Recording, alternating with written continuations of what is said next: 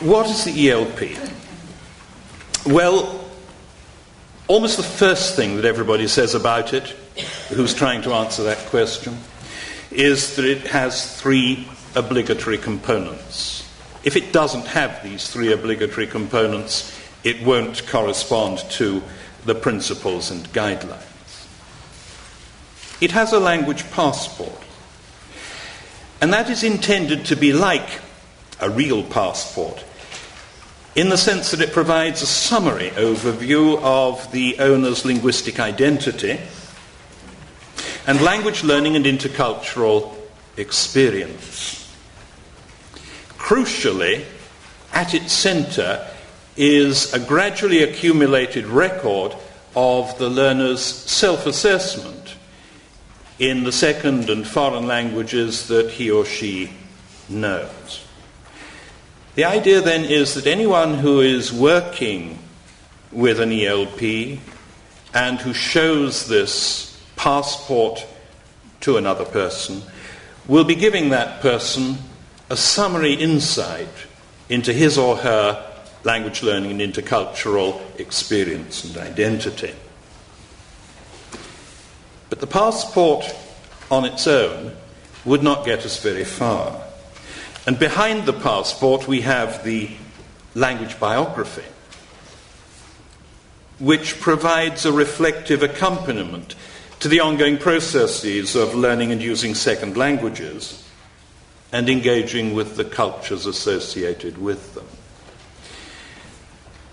To the extent that there is a process behind the European language portfolio, that process is driven by the language biography. And then there is a dossier, which in most cases is simply an open form into which ELP owners put evidence of their second language proficiency, their intercultural experience, and in some pedagogical contexts also work in progress. The European language portfolio is intended to serve 2 functions. A pedagogical function. It's designed to make the language learning process more transparent to the learner, and in that and other related ways to foster the development of learner autonomy. Now, this function is to be associated historically with the Council of Europe's long-term commitment to education for democratic citizenship and lifelong learning. If you want to educate people to be useful democratic citizens, you've got to help them to develop the skills of reflective self-management. And they've got to be able to think critically about the situations in which they are. They've got to be able to think critically about themselves and the skills that they can bring to bear on that situation. And that helps to explain why, through the 1970s in particular, the Council of Europe was so thoroughly engaged with new tendencies in adult education that were moving in that direction. The idea of learner autonomy is also, of course, to be associated with notions of lifelong learning, because an autonomous learner, among other things, is one who is self-motivated, self-driven, who is self-managing, who knows how to learn. We're constantly told, to continue learning through our lives. But of course, because we have to live those lives, we can't spend all our lives at school. And then the ELP has a reporting function. It's intended to provide practical evidence, gathering around this ongoing self-assessment, of the owner's second language proficiency and intercultural experience. And the reporting function is continuous with the Council of Europe's interest, going way back to the early 1970s, in developing ways of making language qualifications transparent across national boundaries, so that someone with a qualification in, let us say, German from France could somehow translate that into a set of statements that would make it comprehensible in, say, Spain or Italy or the United Kingdom. The enthusiasm of the Council of Europe to develop a unit credit system was unfortunately not widely shared, and it wasn't brought, therefore, to any successful conclusion. In a way, the European language portfolio seeks to achieve the same effect through the back door. Key features of the portfolio: it's designed to promote plurilingualism and pluriculturalism. These are the terms that the Council of Europe has adopted to designate those properties of individuals who know two or more languages or are involved in, have competence in, two or more cultures, used in distinction to multiculturalism, multilingualism, which are properties not of individuals but of societies. The ELP values all language and intercultural learning, whether it takes place in formal educational contexts or outside them.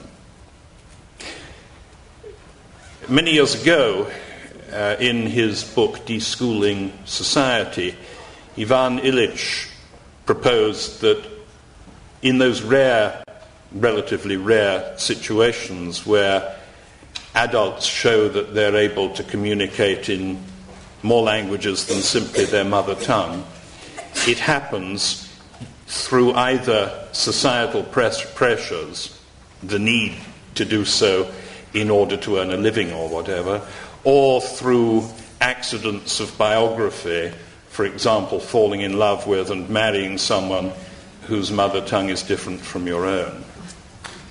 The message he was attempting to communicate was, when people do succeed in learning second and foreign languages, generally speaking, school has nothing to do with it. I'm not sure that he was wrong.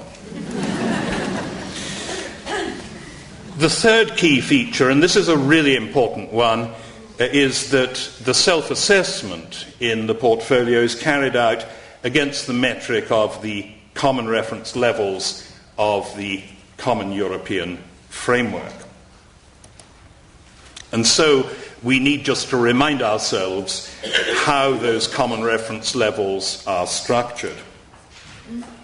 The Common European Framework defines communicative proficiency at 6 levels arranged in 3 bands. So A1, A2, B1, B2, C1, C2.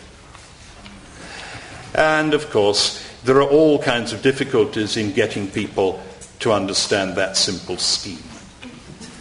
One of the objections I've run into repeatedly in Ireland is, but you can't call beginners A.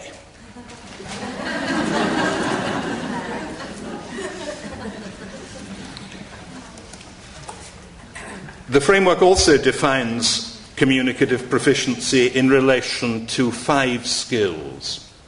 The receptive skills of listening and reading, and then the 3 productive skills: spoken interaction, spoken production, and writing.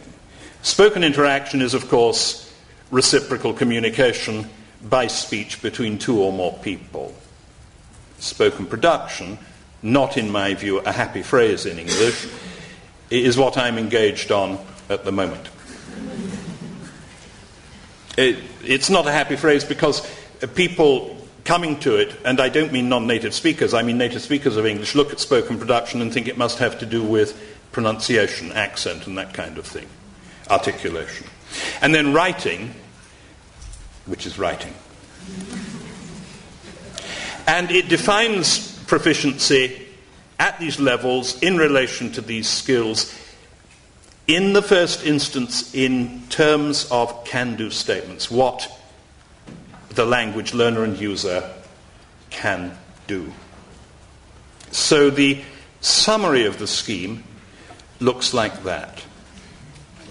And you have on the horizontal axis across the top of the screen the 6 levels, and on the vertical axis you have the 5 skills. Now, I'm not stupid enough to imagine that you can read that, but if we home in on B1 spoken interaction, you can probably read that. So in each of these cells, which you can quickly work out there are 30, there are summary descriptions of what the learner can do at this level, like this one. I can deal with most situations likely to arise whilst travelling in an area where the language is spoken.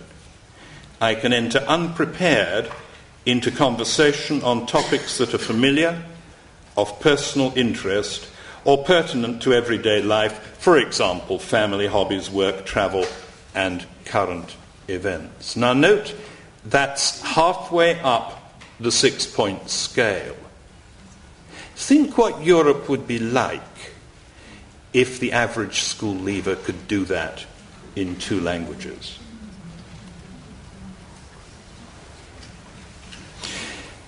I've already spoken of the way in which the language biography is a sort of engine that drives teaching and learning behind, but always feeding into, the language passport. And in the Cercle ELP, that's the European Confederation of Language Centres in Higher Education, which we designed in Dublin, those descriptors are the checklist of, as it were, sub-activities or sub-skills which we devised by way of expanding on the summary you've just been looking at. So I can readily handle conversations on most topics that are familiar or of personal interest with generally appropriate use of register. I can sustain an extended conversational discussion, but may sometimes need a little help in communicating my thoughts. I can take part in routine formal discussion on familiar subjects in my academic or professional field if it's conducted in clearly articulated speech in standard dialect, and so on. But you can understand then how this provides a sort of map across which learners gradually move. And in this version of the ELP, you have those 4 cells to the right of each descriptor.